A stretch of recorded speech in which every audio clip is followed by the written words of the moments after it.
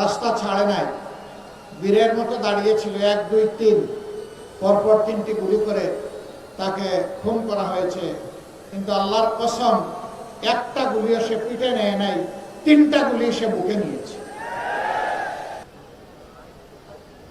47 যে আকাঙ্ক্ষা ছিল 71-এ হুবহু তাই ছিল। 24-এ সেই আকাঙ্ক্ষার বাস্তবায়নের বিস্ফোরণ ঘটেছিল।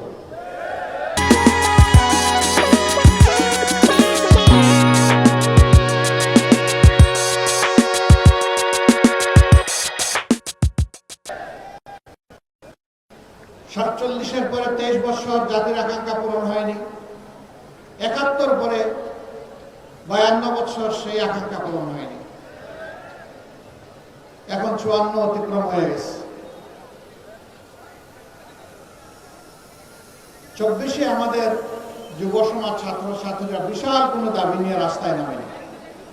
তাদের একটি ন্যায্য দাবি, অতি সাধারণ একটা দাবি নিয়ে নেমেছিল, কোটা সংস্কারের আন্দোলন।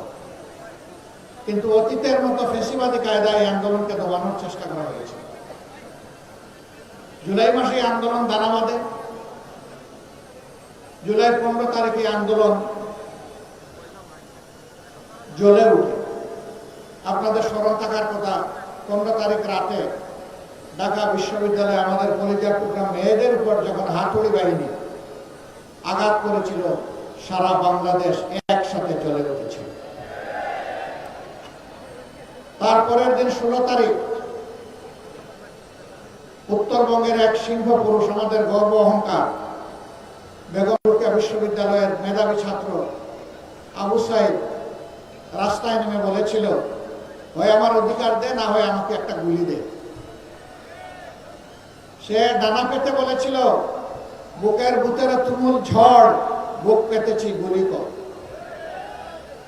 রাস্তা ছাড়ে নাই, বীরের মতো দাঁড়িয়েছিল। 1, 2, 3 পরপর 3টি গুলি করে তাকে খুন করা হয়েছে। কিন্তু আল্লাহর কসম, একটা গুলিও সে পিঠে নেয় নাই, 3টা গুলি সে বুকে নিয়েছে।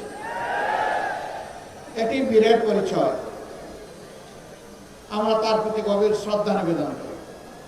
একই দিনে তার আরো 5 জন সহকর্মী দেশের বিভিন্ন জায়গায় শাহাদত বরণ করে। আস্তে আস্তে এভাবেই রক্তাক্ত বাংলাদেশ হয়ে উঠল এবং শেষ পর্যন্ত 36 জুলাই, যেটাকে আমরা বলছি, অর্থাৎ 5ই আগস্ট, এই জাতি আওয়ামী জাহিলিয়াত থেকে মুক্তি পেল।